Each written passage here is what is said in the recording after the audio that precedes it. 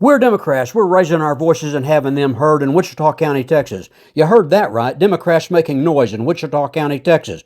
We're on the grow. We're showing up, saying no. Here's three Democrats to top at it. Senior member Gene Newton, Chair Chelsea Streeter, new member Morgan Klein. Hear their voices. I think we have the development of a fascist government, that the Trump administration is slowly taking control away from the people and taking it unto themselves and doing away with our rights a little bit at a time, so much so that we don't really realize what's happening to us. What do you think the outcome of that will be if they don't have some counterforce? The only force against them might be the Supreme Court, but they have no army. They can't enforce what they say. So if they choose to not stop, there's nothing that will stop them except the people. And how can the people do that? How can they The people can organize, can come together through various kinds of activities, showing that we're opposed to giving up our freedom, that we will not capitulate. Would you tell me how long you've been a Democrat? All my life. And what do you count as the most important thing Democrats can do right now? The most important thing Democrats can do right now is to vocalize our care for other people. Nearly every benefit he's taking away, Democrats created. And so I think we need to emphasize that with the people, that they understand what's happening to them.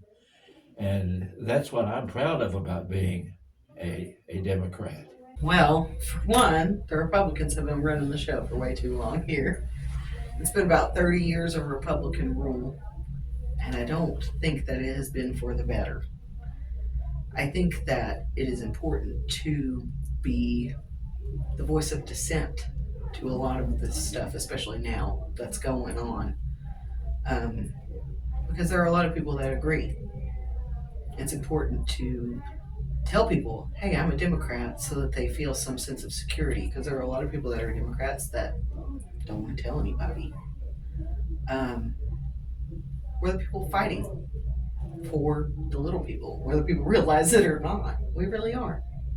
Are you encouraged by the fact that we have more and more people seem to be showing up for meetings and also for events like protests and Beto? Absolutely. I never would have imagined, whenever we had a rally on April the 5th, I never would have imagined we'd had 200 people there, especially with it raining and being cold. The amount of people that showed up for the Beto event was amazing. It amazes me, even at our regular meetings, we're getting more and more people in every time. I can't tell you how many times we've had to expand the table. And I think that's great. I think that's a good start.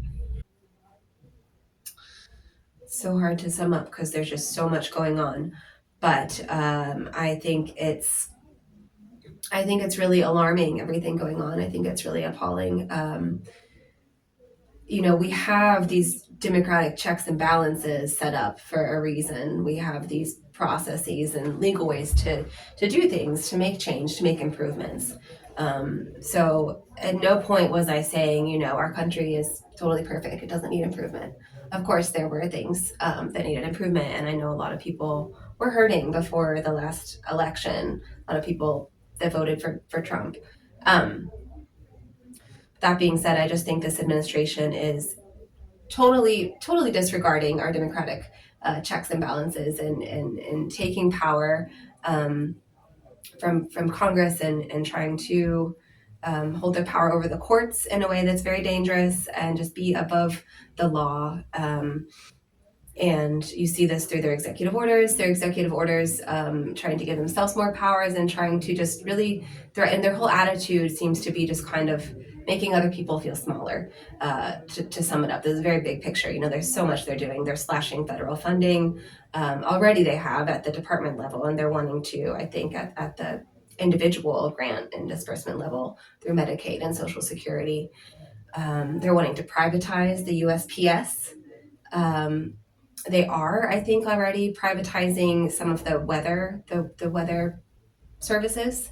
And why, if we look at where the money's going, it's going into, companies like Elon Musk's companies or other billionaire companies that are kind of behind the president. So it's just a lot of kind of funneling power to the top that is going to reduce our choices and our freedoms and our rights, and I think really negatively impact all of us.